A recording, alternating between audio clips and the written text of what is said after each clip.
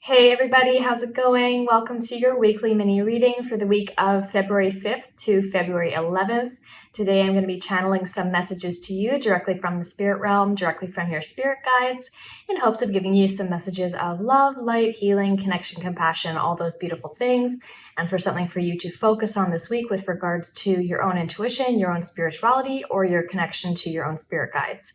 So if you feel drawn to listen to the entirety of this message, it's definitely for you. If you feel drawn to skip through parts of the message or pass it by completely, then this message may not be for you. The idea and my intention is always that this message will reach exactly who it needs to when they're fully able and ready to receive it. So if you're ready, I'm ready. Let's dive in and see what Spirit would like to share with us for this week ahead. All right.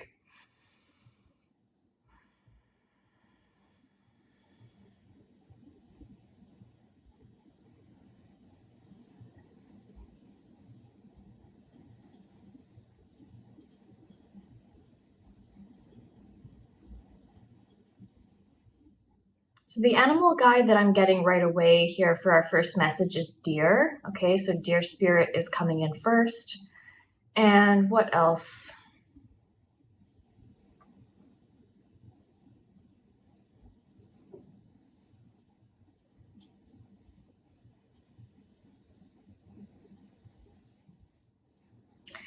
So the next message that I'm getting is interesting, and I'm just trying to make sense of it. But basically, the message that's coming through from Spirit right now is embracing this feeling of like excitement and anticipation for good things in our lives.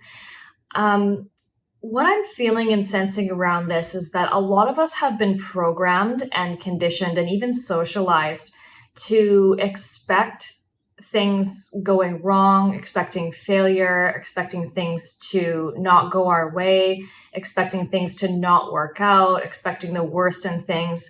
And what Spirit is asking us today is how can we unlearn all of this, of what we're taught kind of as we grow up and into our adult years? How can we release all of this? What do we need to do to kind of decondition, deprogram, unlearn, release, detach from this, and allow ourselves to kind of get into this energy of anticipation, excitement, eagerness for good things to come? How can we train our minds and our brains and our souls and our hearts to believe in the magic and mystery of our own lives?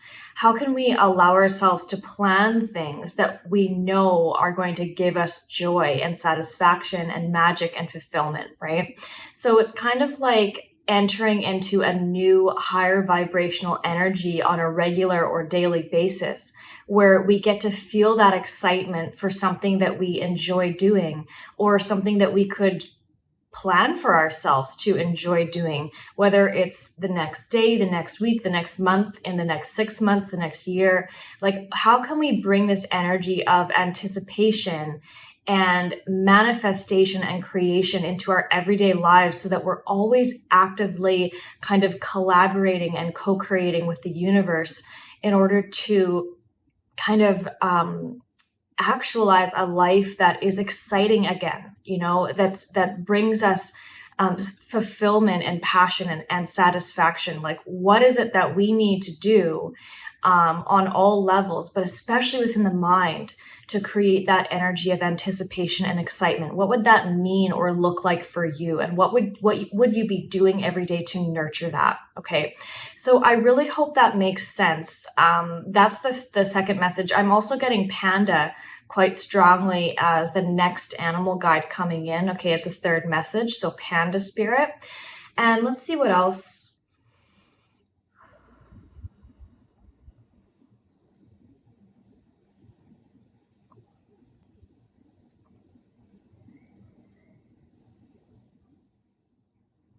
Okay, so the next message that's coming in that's kind of piggybacking off that second message about anticipation and manifestation and creation is also this notion of what goes with that in order to maintain that energy. And that's regular energy cleansing. And I know this feels like a little bit of something that is kind of like a given for us highly sensitive souls, for us energy workers, for us light workers, star seeds, all of that good stuff. Now, that's kind of a general rule of thumb that we must always be cleansing our energy. But in order to stay in this vibration of co-creation and manifestation and collaboration with the universe, it's really, really important that we make sure that we have habits of cleansing our energy fields. Okay. So check in with yourself and ask yourself, hey, when was the last time I made an effort to nurture and support, maintain, and nourish my energy field on all levels? Okay, physically, mentally, emotionally, spiritually, sensory. So, for example, the way that I regularly cleanse my energy field is exercise and water. Okay, usually that looks like walking, exercise, movement, followed by a shower, followed by a swim in the ocean, a swim in the pool, something like that. And making sure that I have a proper kind of bedtime routine where I take time to decompress before I go to sleep. And also making sure that I have enough sleep.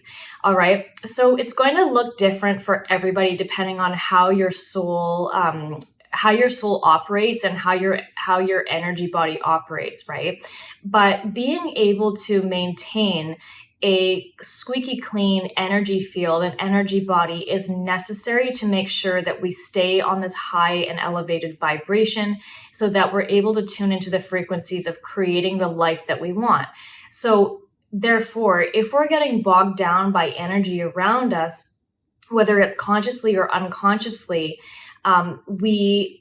if we have a regular practice or ritual that we do to keep our energy clear, that works as a preventative measure, right? So that you don't get bogged down with energy that isn't yours or energy that is feeding or leeching off of you, because this happens to us light workers. It literally happens to everybody, but especially the light workers. Okay. So make sure you have those habits in check. Okay. These are good, healthy energy habits.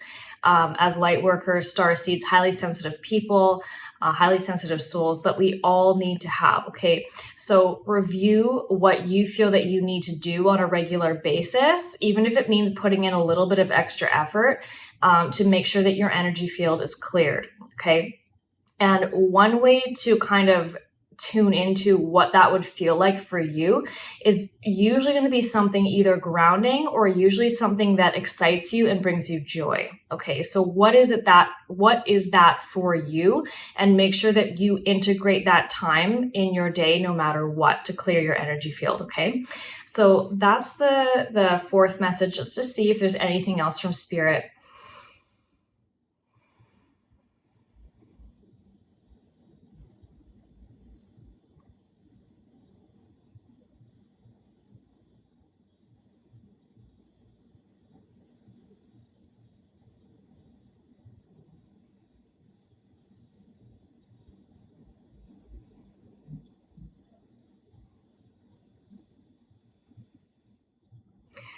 So the final message that Spirit has for you today is this whole notion of releasing old versions of yourself, releasing old energies attached to you. Now, this can be yourself. This can also be people around you, people that you knew or know. And the invitation here is to assist in that shedding process, so to speak, by making sure that you have a strong framework for a new version of yourself to step into. This is also in alignment with the planetary movements happening at this time, a full moon recently, and the planetary movements that are coming up for the rest of February and into March. So know that you'll be able to physically, mentally, emotionally feel different versions of yourself being shed into kind of the past, old energies, and that you're going to feel yourself, your higher self, inviting new versions, new elevated versions of yourself to step into your next reality.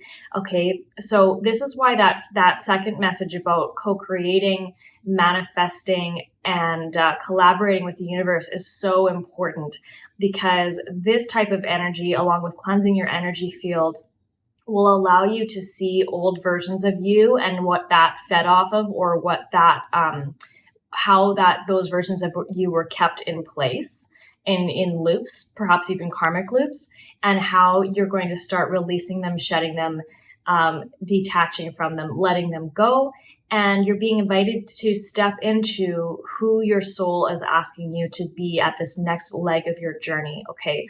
So in this case, really feel into your heart center, your solar plexus center, and sit with yourself as often as you can and ask yourself, what am I ready for now? What wants to come through me? What is my soul asking me for at this time? And what am I ready to finally let go of? What am I no longer available to tolerate or to let into my life? What am I finally ready to let go of as a thing of the past, a past version of me that's no longer relevant? And what am I going to now step into as a higher and elevated version of myself on this journey? Okay. So that's the final message. I hope that makes sense for you.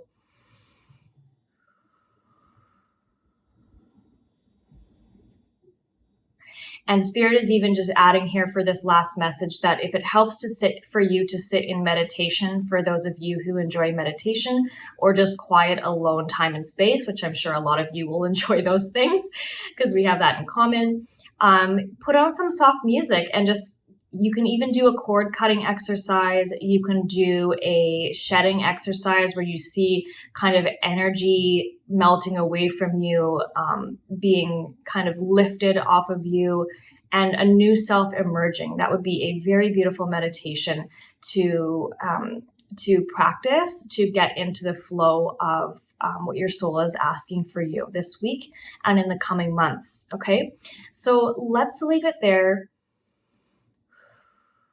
Thank you so much, Spirit, for those beautiful messages. I really enjoyed those messages this week and last week too. I hope you've been able to resonate with them, and I hope they help you this week. If it does resonate, and if you are able to feel those messages coming through and landing properly within yourself and your soul, please do leave a message and let me know what you think, what you feel about them. Send me a DM, all that good stuff. If you want to receive these messages typed up, transcribed, and sent directly to your email inbox, make sure you head over to my website, www.theconsciousher.com. That's theconsciousher.com. And just sign up by putting in your name and email on the front page. And I'll make sure I'll send that to your email every Monday. Okay. So, and also it includes the meanings of the animal guides always as well, which are also important messages in the weekly message. All right. Thank you so much, guys. I hope you enjoyed. Have a great week ahead, and I'll catch you next time. Bye.